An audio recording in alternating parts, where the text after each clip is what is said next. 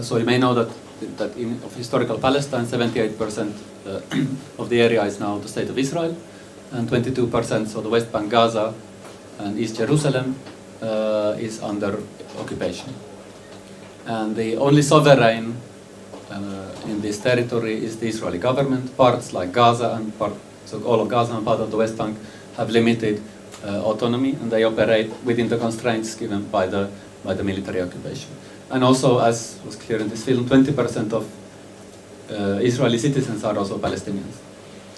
Actually, it's also the case that more than one half of the Israeli citizens who are Jews are of Arab background. So actually, the vast majority of the population living now in Palestine, so it's about 6 million Jews, 6 million Palestinians, and most of the Jews are actually of Arab background. So it's actually Arab majority country. Yes. Funnily enough. But the system, the political system is such that your rights depend in where you live and which ethnic background you are. So the 20% of Palestinians who are Israeli citizens are treated as second-class citizens, but they can vote, they can hold office and so on, although they're discriminated in all areas of life, systematically. But if you live under occupation, you cannot vote for the government, which is controlling the area. You may, if there are elections, which there haven't been for a long time, then you may vote for the so-called Palestinian Authority, which has limited autonomy and in some areas of the occupied territories, and which also works with the Israeli government to enforce the occupation. And if you're a Palestinian refugee, so there are about 5 million Palestinians outside of historic Palestine, then you cannot return to the country because you are not Jewish. So, and if you live in the occupied territories, if you're Palestinian, you have no political rights, you have very few human rights, you can be killed with impunity, and if you're an Israeli settler, or also if you're Jewish, non-Israeli Jewish, it's not just citizenship. If you're a Jew from anywhere in the world, you go there, and then you will be treated with Israeli civil law, and you will have rights, and you can go there and so on. And this is a systematic policy of different rights for different people, so that you have one ethnic group, which is whose privileges are maintained at the expense of the rights of others. As for the question of what kind of thoughts this film raises, I think that because before going to Palestine, I've been to Palestine 4 times now. I mean, reading and watching movies and so on, one sort of gets, I think, a pretty good idea of what's the political situation in the abstract. But 2 things that I found difficult to understand is how close everything is. And I think it's nice in this film when you see them crossing the wall and they say, okay, this is 5 minutes, and they like to see where they're driving around with the car and they see there's some impromptu roadblock and you cannot go or something. And if you were really there, you would realize that all of this is a tiny, tiny area, that it's really 5 minutes by car. And second, when there is this scene when Samira, who is this Palestinian with Israeli citizenship, says that if you ask an Arab mother, they will say it's okay if you're with a Jew, you know, as long as it's different sex. But if you ask a Jewish mother, they will say, okay, you know, be with a woman as long as it's not an Arab. So, which sort of enlightens the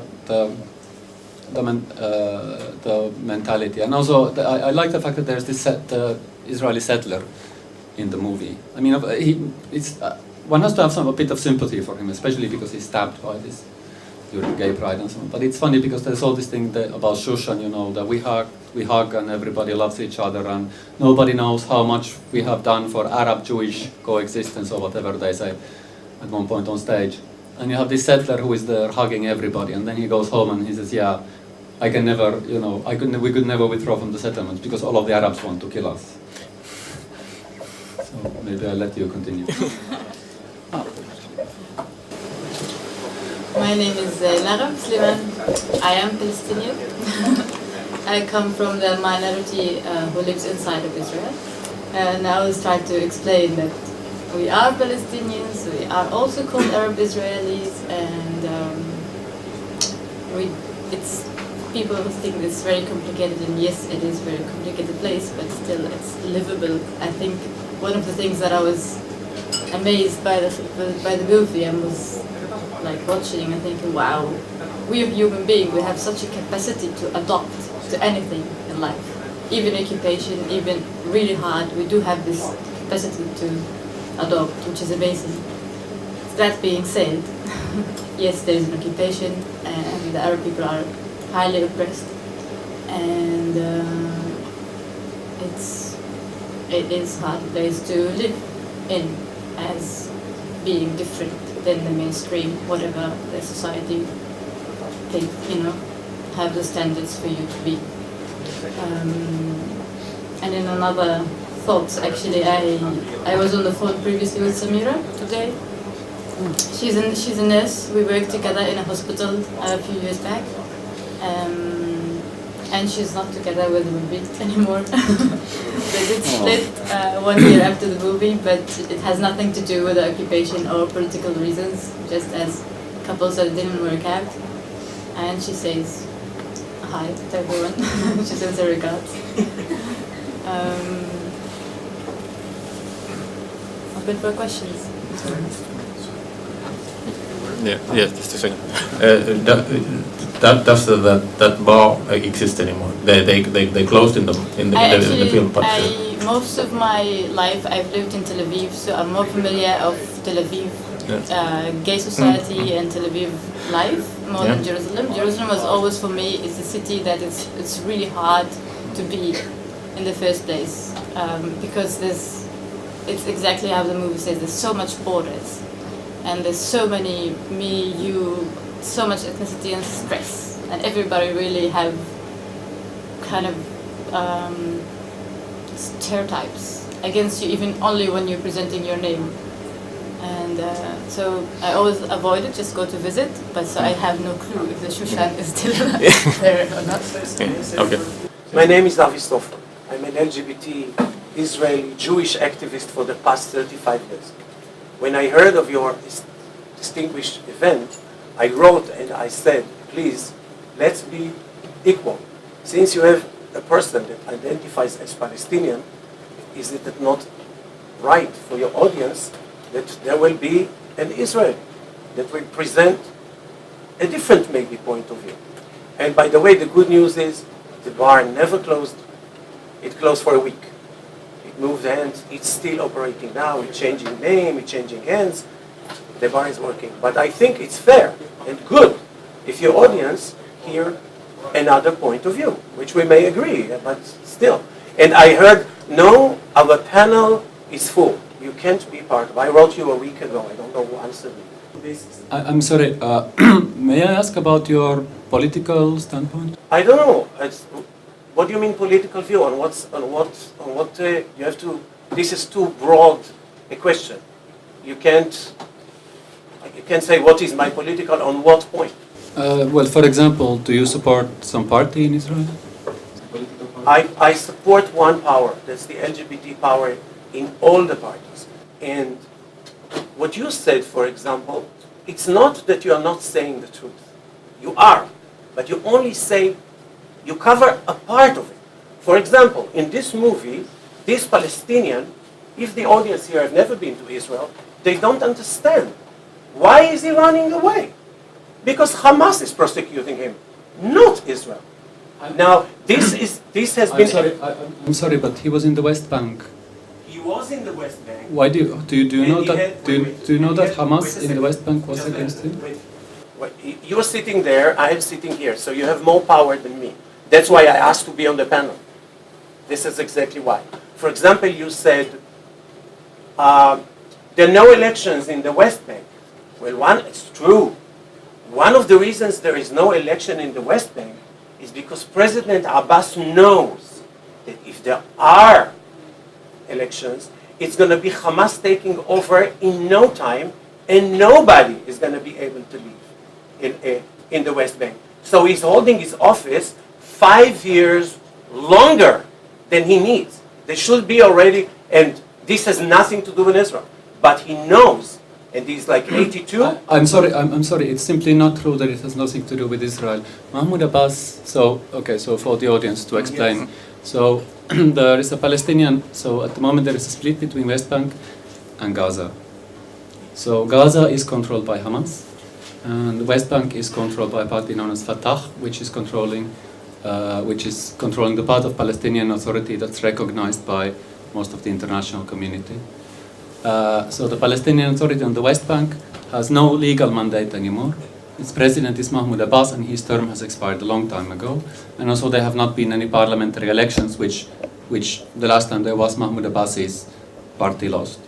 So Mahmoud Abbas and the Palestinian Authority situation is a bit complicated, because on the other hand, some Palestinians see it as some remnant of, as some indication of some limited sovereignty. But on the other hand, it's also enforcing the occupation.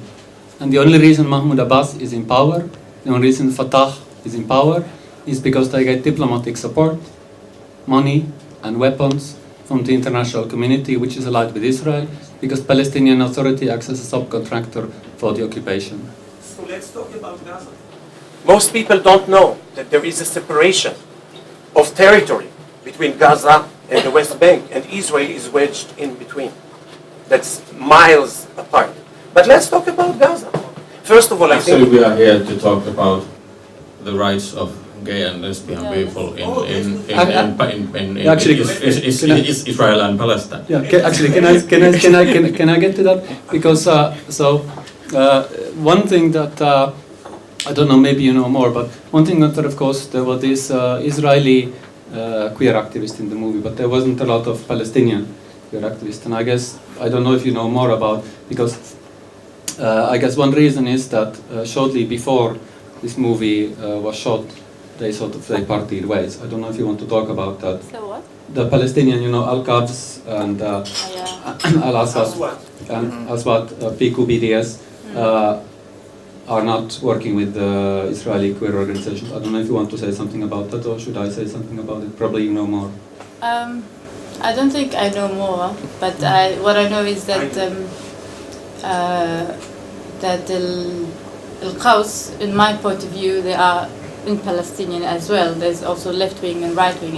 In my point of view, they talk about pinkwashing, and they talk about the right to exist as LGBT inside of Palestine, and they make a space for gay, lesbian, and so on to be part, and to give them a space to exist, which is a beautiful thing. Al-Quds, led by Hanin, if I'm not mistaken, they believe also that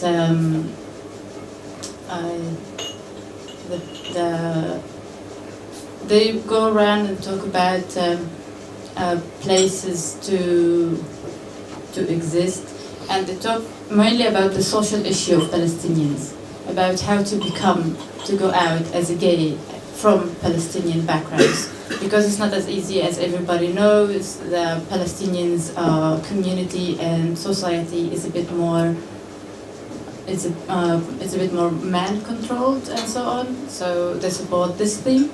But in the political view, yes, they believe that there's an apartheid, and they do believe that there's a pinkwashing as well. And they are, for me, very right-wing in the Palestinian society. But I'm not sure. Can you say in which sense right-wing?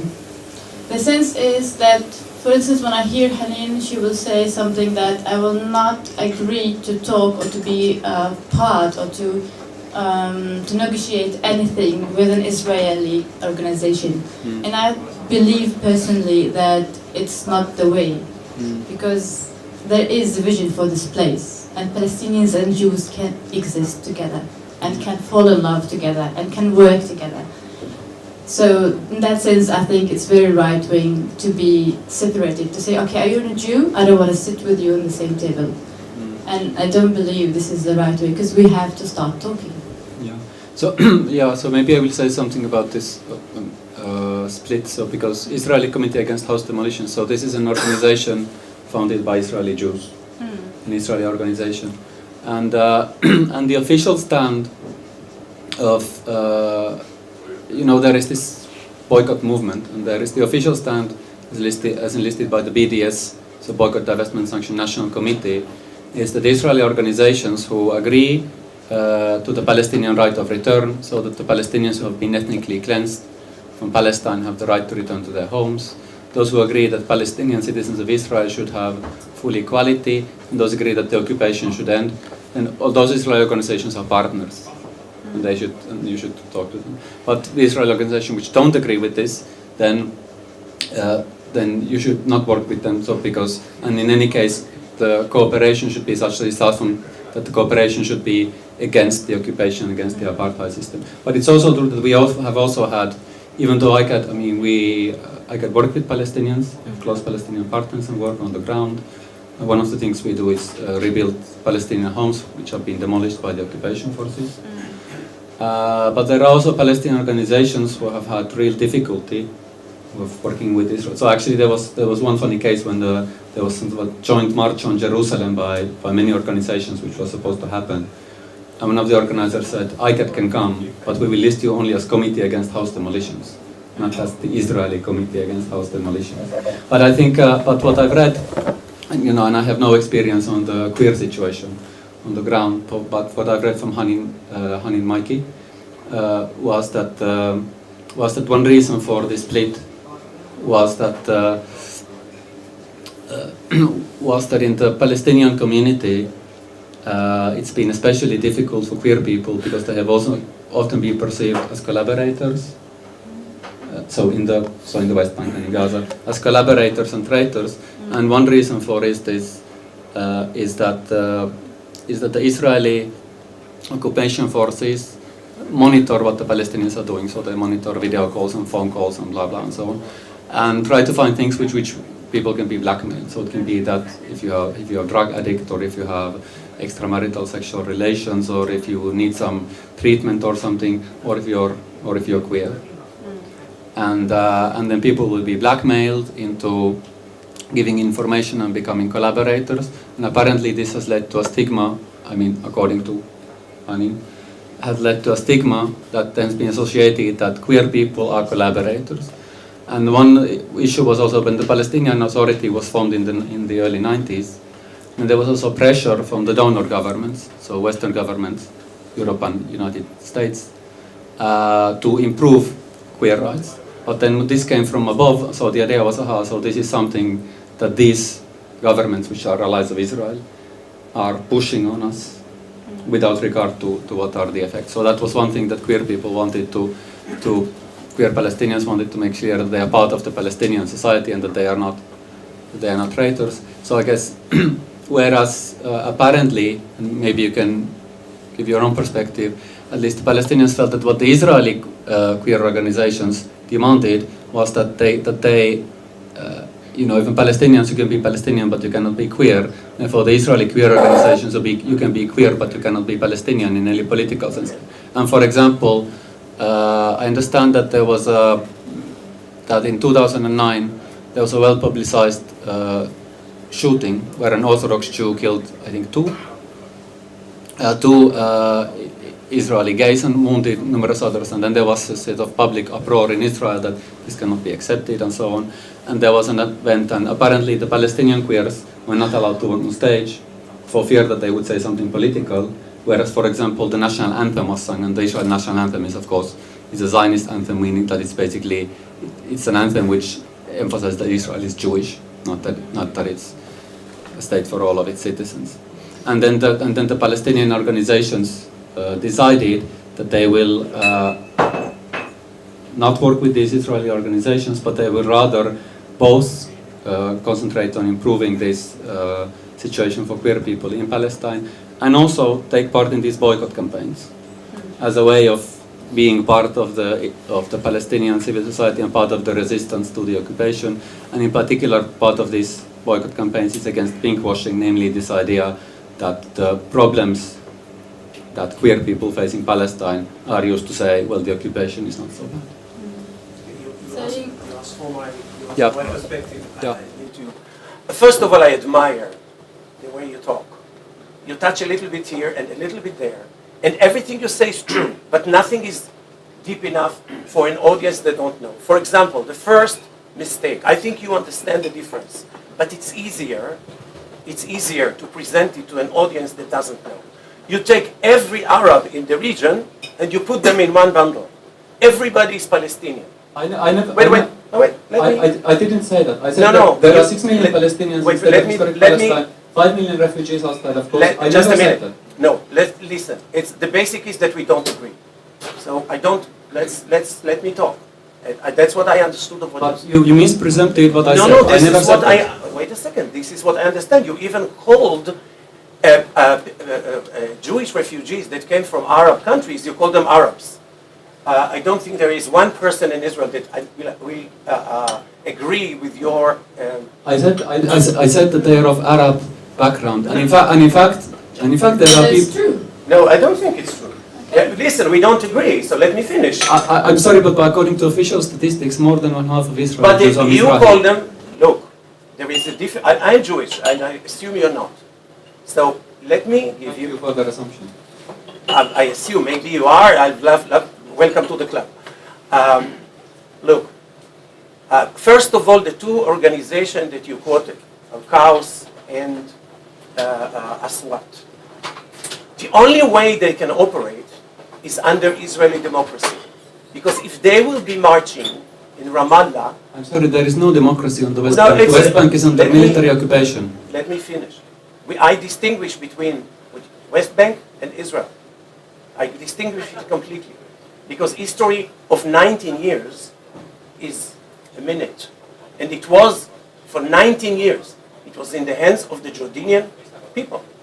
Where was the Palestinian state then? Now, listen, you have to... But wait, Aswat and Al-Quds also operate on the occupied territory. No, they don't. Yes, you do. No, they don't. They work undercover. Look, they work undercover. A gay person identifies as gay in what you call, in Gaza, you can select. It's either you get thrown from the 6th floor or you're getting shot. There are no gay people in Gaza Strip at all. It's Hamas, it's Islamists. There are no Christians hardly because they killed them too. So this is in Gaza. In West Bank, they are running away to us. If this is so great to be LGBT in the West Bank, why my NGO helps them when they run away? Who said that it's great to be LGBT on the West Bank? I never said that. Have you been to Ramallah lately? Not lately. Yeah. So, have you been to Jerusalem lately? Yes, I have been in Jerusalem and I have been. So what does it matter? It's Is it free? You know, it's not free, but there is LGBT communities and there are people who are existing there. It is hard. For Arabs are harder. This has something to do with Israel that they are underground. I think there's few layers of occupation. It's not only one. Yeah. I don't believe. They're getting more and more extremist religious. Look at Jenin. They killed Julian Omer. Yes, sadly. Can you tell the audience? Yes, but Who was Julian Omer? I don't think because you are already presenting Palestinians as very extremists and you are supporting the kind of a pinkwashing idea, which is, I don't think it's true. It's not true in that sense of pinkwashing that you advertise Israel as a place that it's paradise for all the gays and lesbians and you come and you can enjoy Tel Aviv and beaches. I didn't say that. If I'm an LGBT and I come to Finland as a refugee and Finland refuses to give me refugee status, I will be kicked out. It's all over the world. I don't think Israel does not give any Palestinians from the West Bank a cover. If it will, as he said, as Suku said. Why do they need cover? They don't. Why do they need cover? As a refugee? What do they run away from? Because it's not so hard to be a gay or lesbian as an Arab. Why? Why? Because the community and society is a bit different. But you put the blame on Israel. You have to decide. It's either because there is Islam. I can showcase You one. have to decide. Okay, I can showcase one. But if I can intrude here, so wasn't it really a part of the idea of this film that the oppression against gay and lesbian people kind of brings together a very weird fellows, so to say. So the Islamistic people and the conservative Jews and the conservative Christians, they all find a common enemy. So it's isn't quite clear that the someone being an Arab or Jew or whatever is of not minor significance. Yeah, I think coming out as a gay in each society, even in the West world, is not an easy thing to do. And sadly, the homophobia is all over the world in different levels. Yeah. So in Nazareth, where I come, which is up north of Israel, it's a Palestinian city, and I do have few friends which are gay, but they are struggling. It's not hard for them. It's not easy for them. Sorry, to be gay and proud. Yeah, it's becoming easier. People are getting more open-minded, but it's a process that the society has to go through. And in Jewish community, the same. It's not as easy at all. People go through really hard time to go out to their family and say, "Mom, I'm Jewish." "Oh, Mom, I'm dating an Arab." One of my boyfriends, his mother kicked him out because he told her that I'm dating me. It's not easy. And this is... But answering your question of if being in Israel, how does it go with gender issues? There's an article by a girl called Manar Hassan, I don't know if you know it, about women who get killed because from their family by the name of the honor. I don't know if people know that, but in the Arab community, the honor of the women are very important, which it says they have to be virgin until they get married.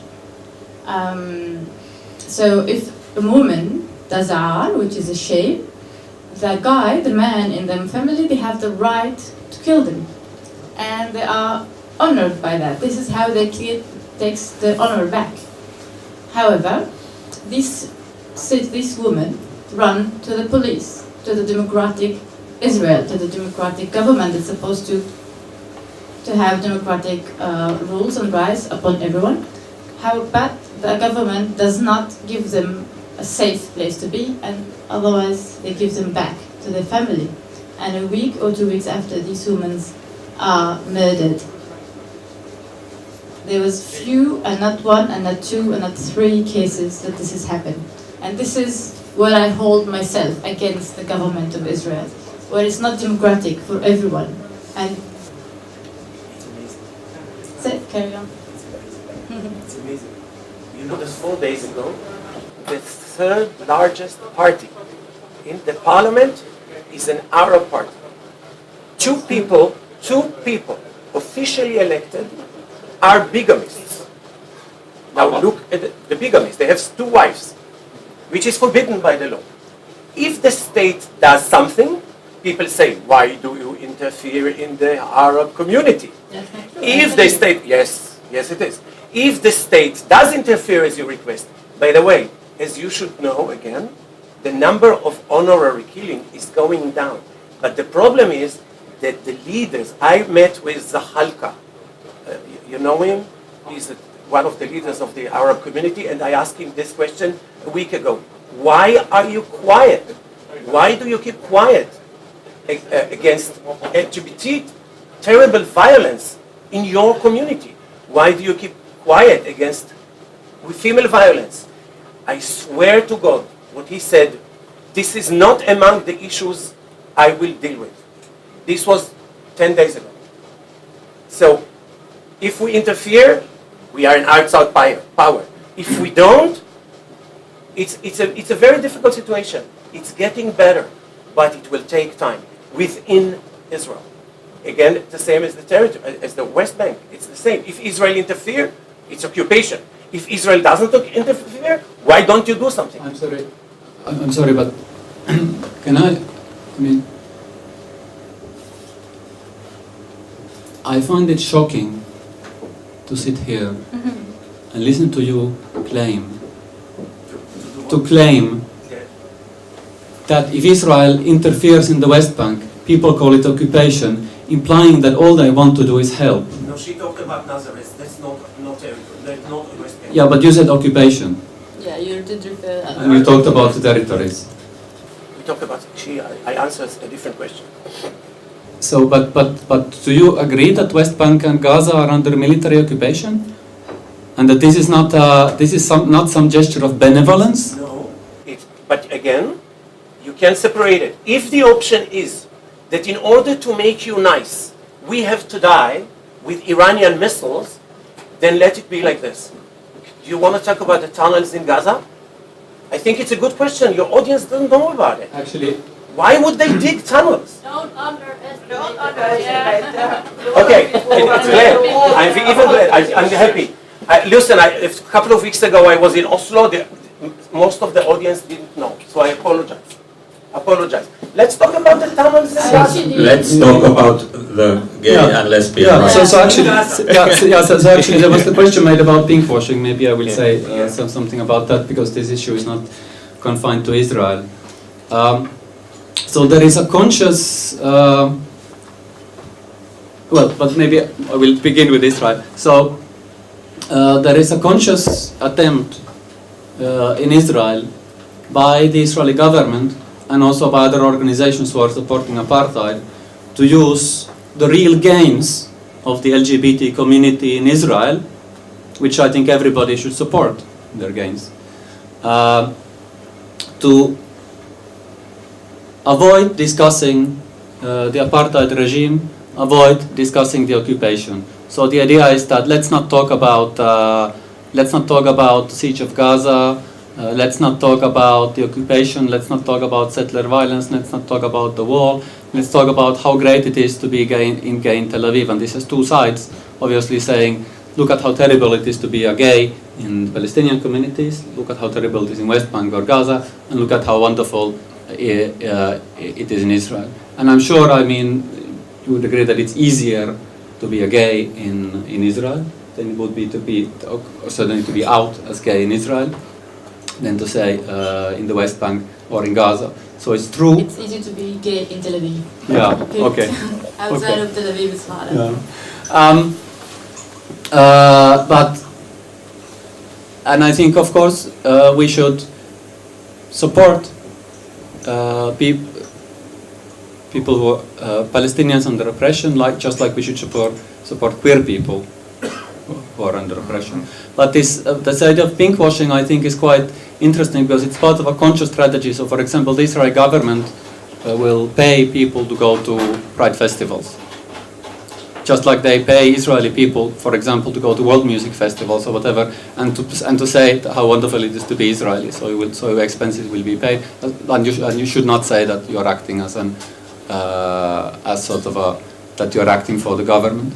And this is a strategy which also other people or other groups have appropriated for their ends. There is, of course, some overlap between this anti-Muslim, pro-apartheid sentiment, anti-Muslim sentiment, and then fascist sentiments in Europe. And in fact, there was a case here in Tampere when there was a Pride Festival and the Finnish Defense League, which is this anti-Muslim organization. And they wanted to come to Pride and to say, Muslims oppress gays, and we are against Muslims, so therefore you're on our side. And I have to say that it was a great decision on part of Pirkka Manseta to say that you cannot come, because you cannot justify the oppression of one group of people because somebody else is being oppressed. That we should support everybody's rights. And I think this pinkwashing is part of it's why it's so effective because you can say because you can appear to be saying something which is completely positive. And in fact, there has been a shift. That it used to be that those who support the occupation and support apartheid would organize events where they talk about conflict from their point of view. And now all of those events are gone. So now if you look at what these pro-apartheid organizations do, they will organize events saying how great Israel is environmentally, how great Israel is for high technology, and how great it is for gays. And try to avoid talking about apartheid.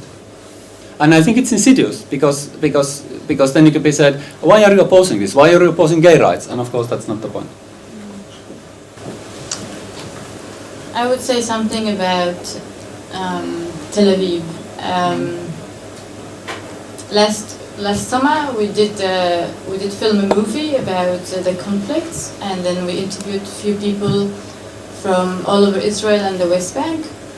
And we went to the West Bank and we interviewed one Palestinian, and it was really hard to listen to their life. And when you go back, you cross the border, as you mentioned before, the border is like half an hour, less than half an hour, you're already in Jerusalem. And then you walk literally from place which is really financially into infrastructure, not very developed and so on, and then you walk to Jerusalem and then you see a different new world. And then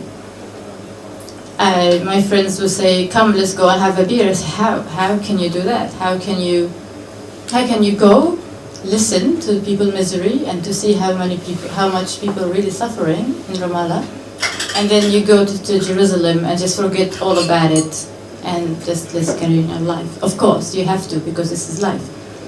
But this is also kind of pinkwashing is or whatsoever, that people are hiding. Okay, we have a beautiful life in Tel Aviv, we carry on, we enjoy our life and beach here, and we forgot all about it. And that's why for the physical more metaphor, you have a wall inside, and then you just don't see. You just put it up away from your sight. You don't talk about it.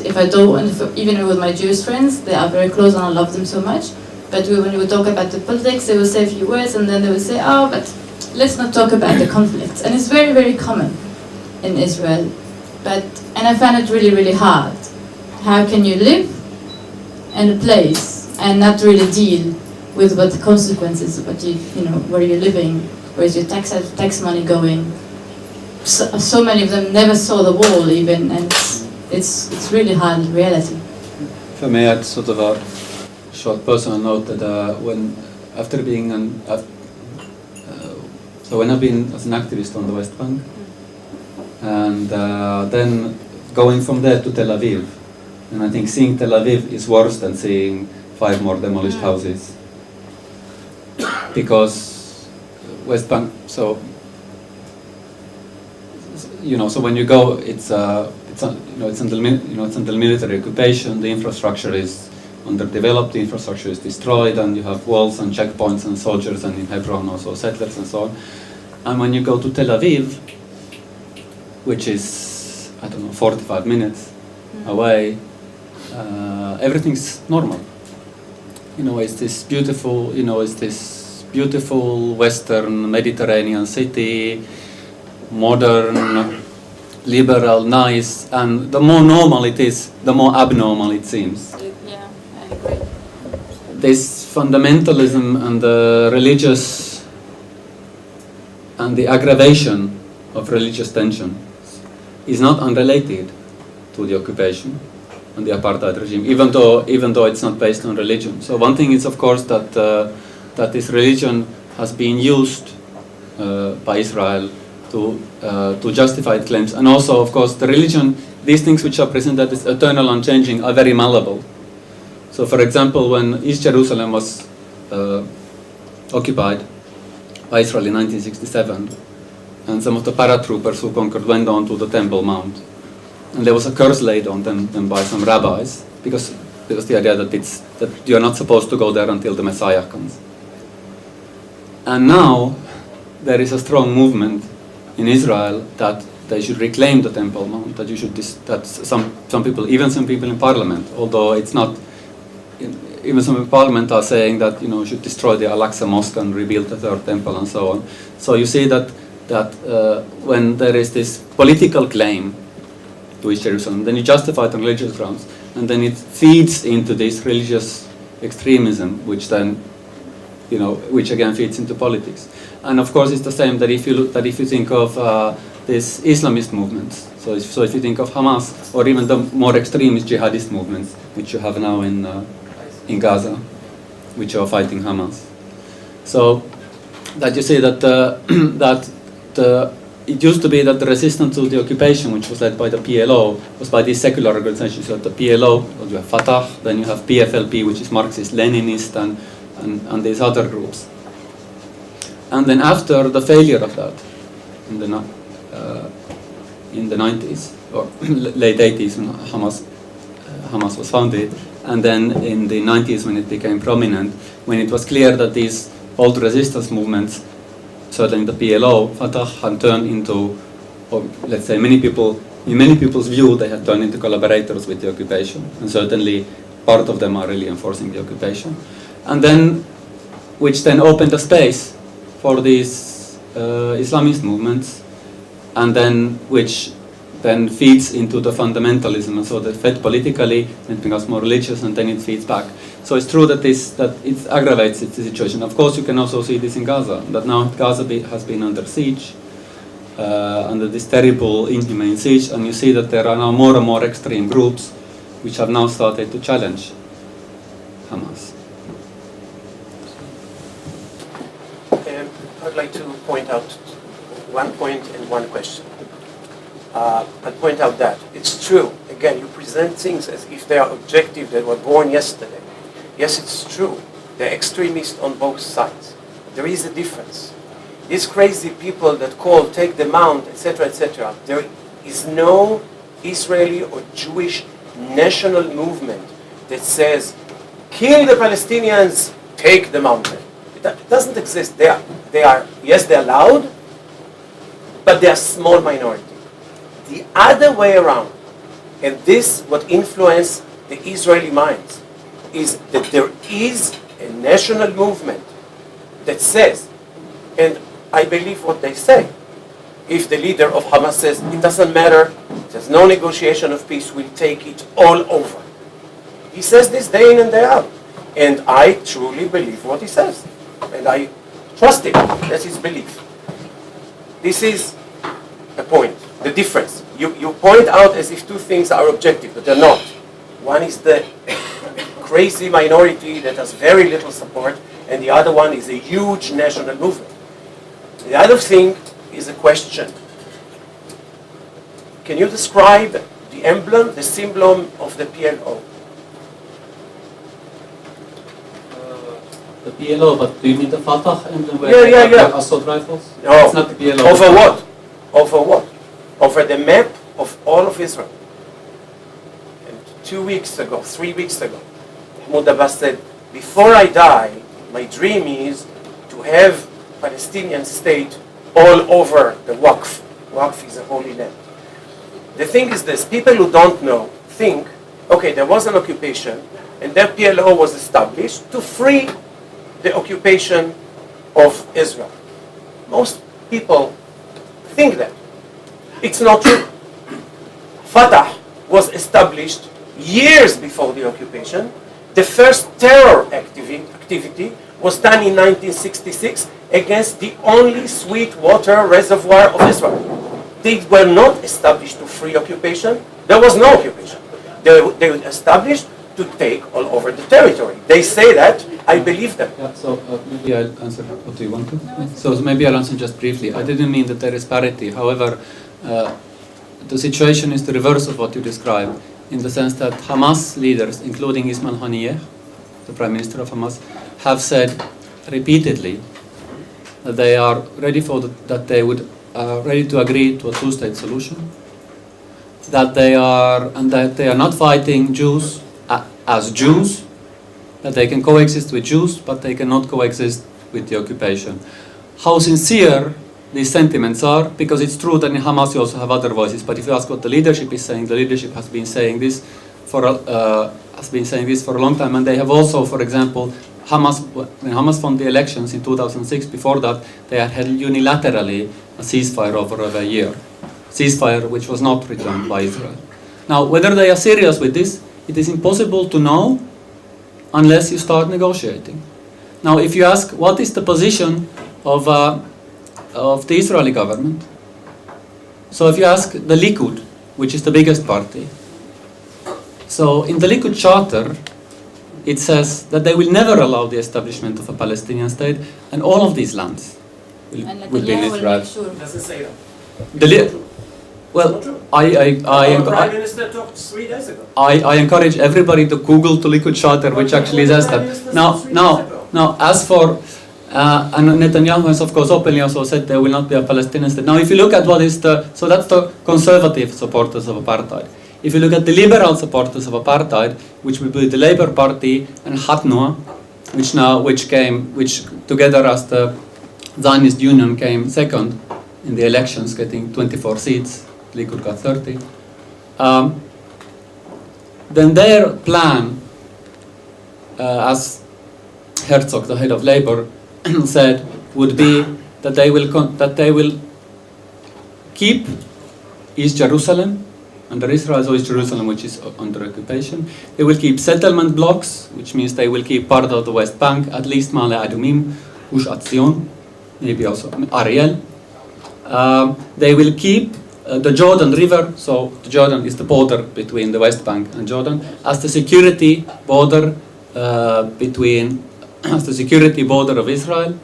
A Palestinian state, which there is, will be demilitarized, and of course the refugees are not allowed to return home.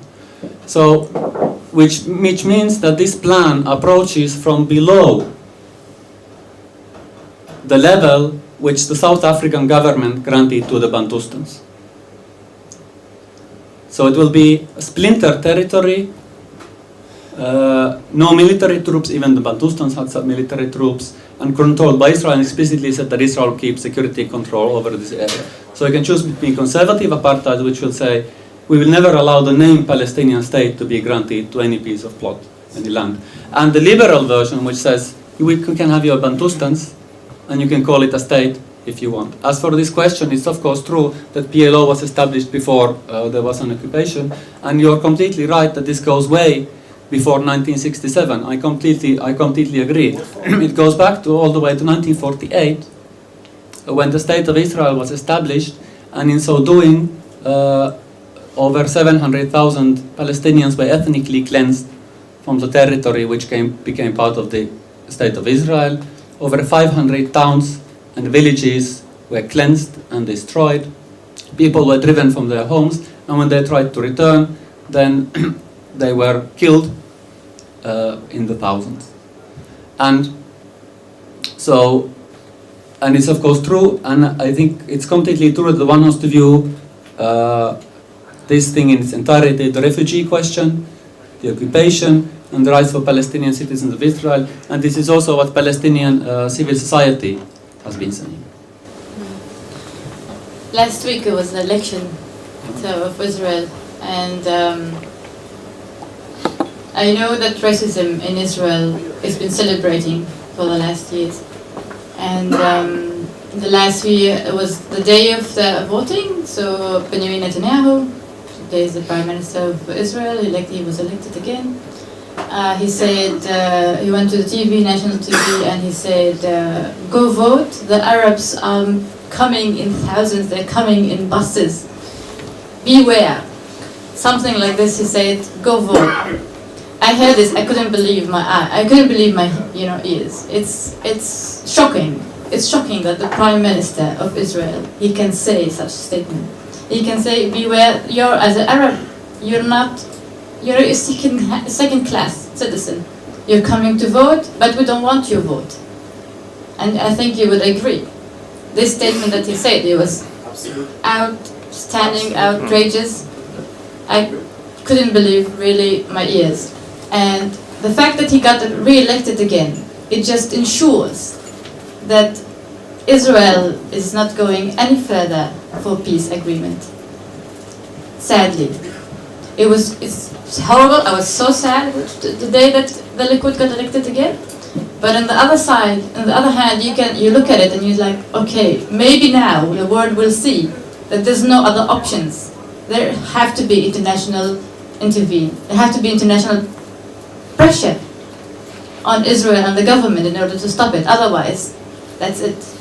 And yes, I don't think the Likud wants. It's very obvious no Palestinian state will be established as long as the Likud is there.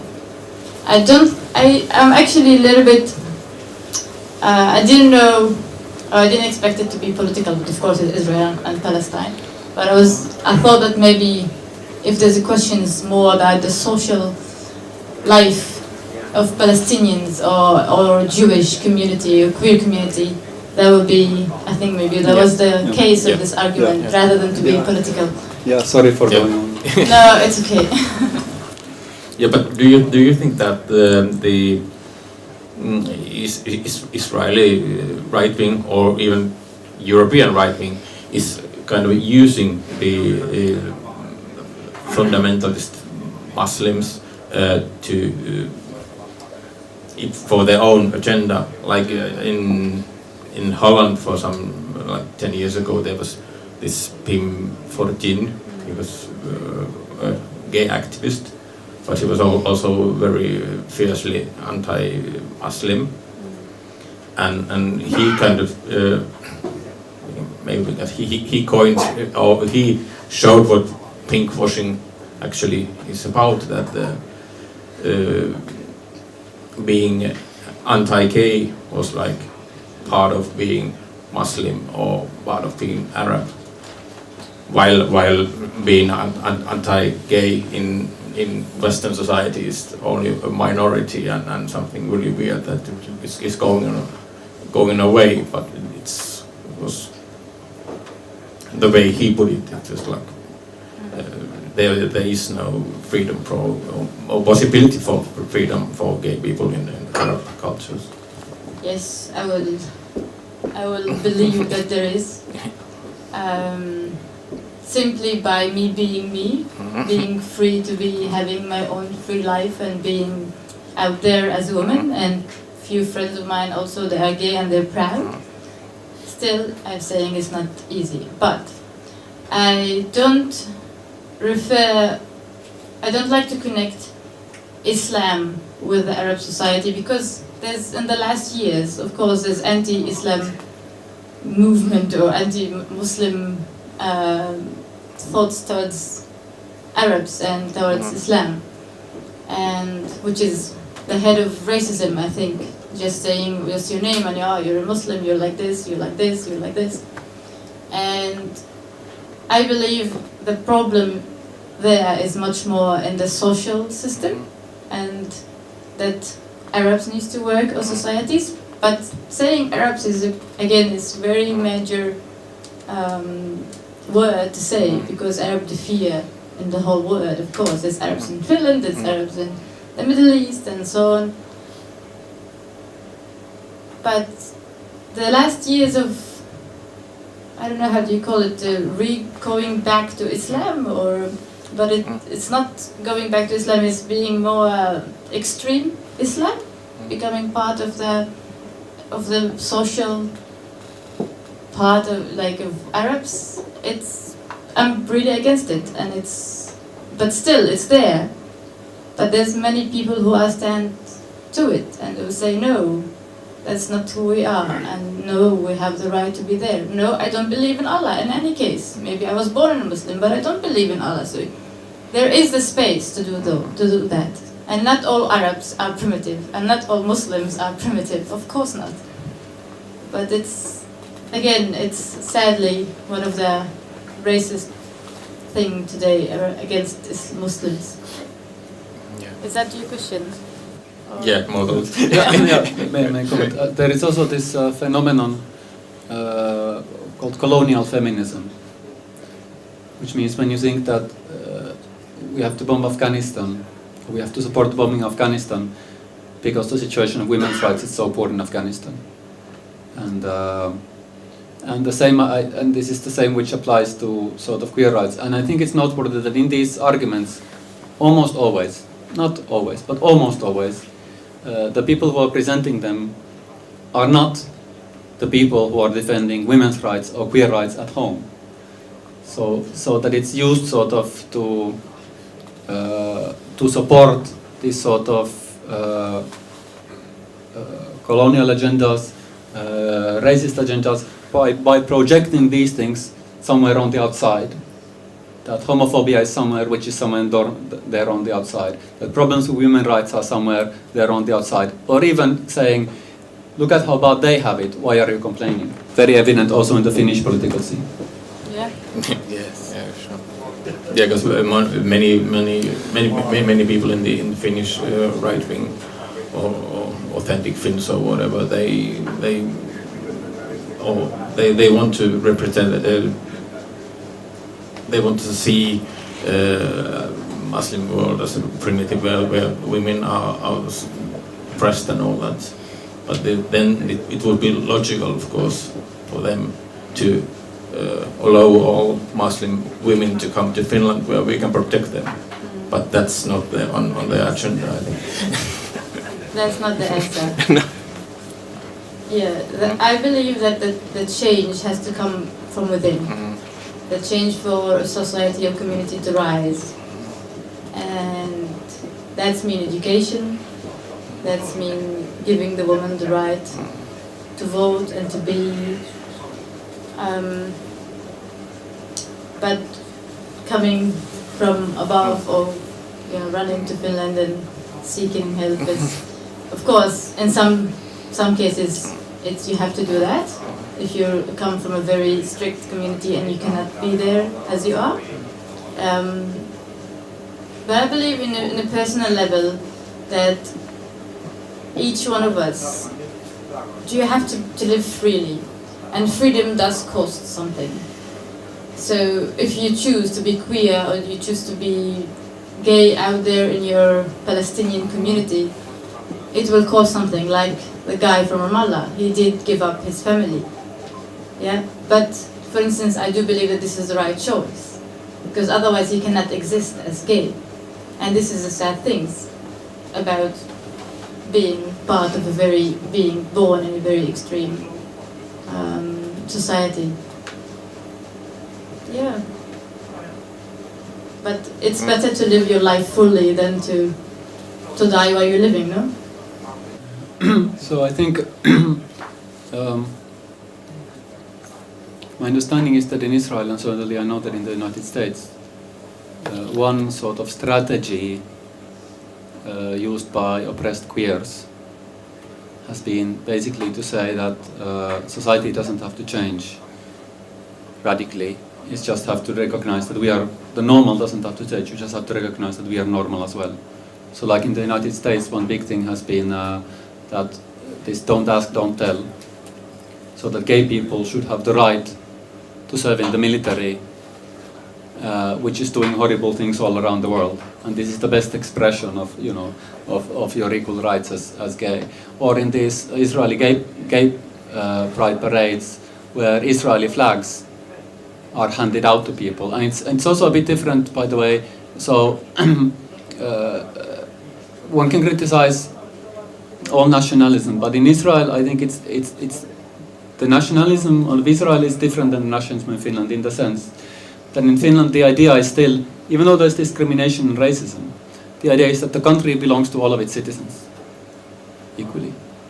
This is the principle. I'm not saying that everybody in practice gets equal treatment. Get your point. Yeah. Whereas in Israel, the idea is that the country belongs to Jews. It does not belong to Palestinians. And the flag has Jewish symbols. So it's a symbol of Jewish supremacy over the land. So when you have that, or when you sing the national anthem, what you're saying is that this country belongs to Jews. And in fact, it's not even only Israeli Jews, it's also Jews all around the world. So it's inherently discriminatory, in a sense that you're singling out one ethnic group to whom the country belongs, which is not the case in most nation states. Okay, then the last question from our Israeli friend. Again, I would say that I admire, really, I wish I could present things the way you do. It's unbelievable. For example, you say, and you say it very fast and then you move on. The flag is a Jewish symbol and so is the anthem. Can you imagine a Finnish Jewish citizen says, I can't respect that flag, it has a cross. This is the way countries are made. If you immigrate tomorrow to America, in Israel, in law, it is enshrined in law that there are rights which Jews have, which non-Jews do not have. This is not the case in Finland. absolutely. It's a very unusual case. Historically, it's an unusual case of the Jewish people. And then there is another thing that I would say. You treat the Palestinians like little children. We are sitting here like 2-3 hours. I didn't hear one word of what responsibility of the situation lies in their hands. Like they don't exist. They have no responsibility for the situation, no historical implication, as if the occupation happened out of thin air. What you do is you're holding them back because you say, we're going to boycott Israel and very soon it's going to change. Instead of telling them, you have responsibility for this situation as well, and they do. But we sit here for more than 2 hours, I didn't hear you say one word about it. Well, actually, I did criticize the Palestinians. I criticized the Palestinian Authority. I said that the Palestinian Authority have become enforcers of the occupation. Did you think that was praise? No, but it's a circle. It's again occupation. And also, please, the Palestinians do not bear any responsibility whatsoever for the fact that there was an occupation and that they were occupied. And as for this question of responsibility, I mean, there are many things that one can criticize any group of people for. And certainly one looks at strategies of resistance and tactics of resistance which Palestinians have used against the occupation. One can criticize many of them on principle grounds as well as on practical grounds. But I have to say that this question is the same as if we would have been sitting here during the era of apartheid in South Africa, and we are to organize an event where somebody says we should boycott South Africa so the apartheid will end. And somebody in the audience is saying, why aren't you talking about what is the responsibility of the black people for apartheid? I have to say, and this will be my closing comment, that it's obscene.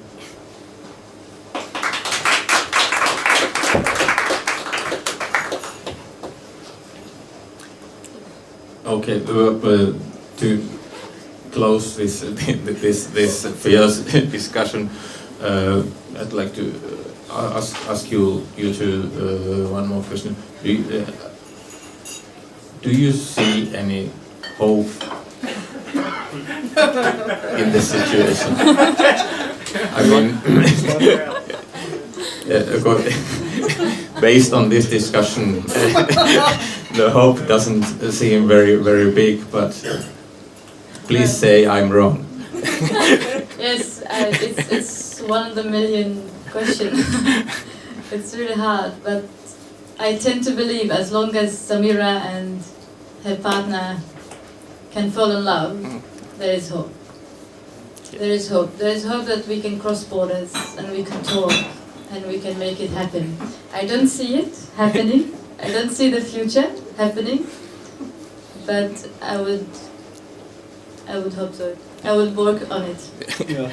So maybe I would say that in the short term things are just getting worse and worse. I mean, the siege of Gaza is getting more and more terrible, and on the West Bank more and more houses are demolished, more and more people are driven from their homes. And both in the Palestinian society and in Israeli society, things are becoming more extreme, as we have touched upon. However, I must say that in the medium term, I think things look quite hopeful. And I think there are two important issues which have to be handled. One is the issue of Palestinian representation. That at the moment there is no body which really represents the Palestinians. There is in principle the PLO, which is really just a rubber stamp for Mahmoud Abbas and his clique. And but if there would be some body that would where really all of Palestinians, those in Israel, those in the occupied territories, those in the diaspora, could come together and really discuss their politics and really represent the Palestinians. So that's one thing that needs to happen. Then that's really a body that can really make decisions and make real agreements. And the second is then pressure on Israel, because as in South Africa, if people are in a position of privilege, and especially if it's privilege maintained by oppression, then they have no incentive to change the situation unless there is outside pressure. So the important thing is to put outside pressure on Israel, and the most effective way of doing that is by boycotts, divestments and sanctions, which is a very non-violent, very effective way, which played a major role in helping end apartheid in South Africa, and it is already playing a role in helping apartheid in Israel. Thank you. Thank you.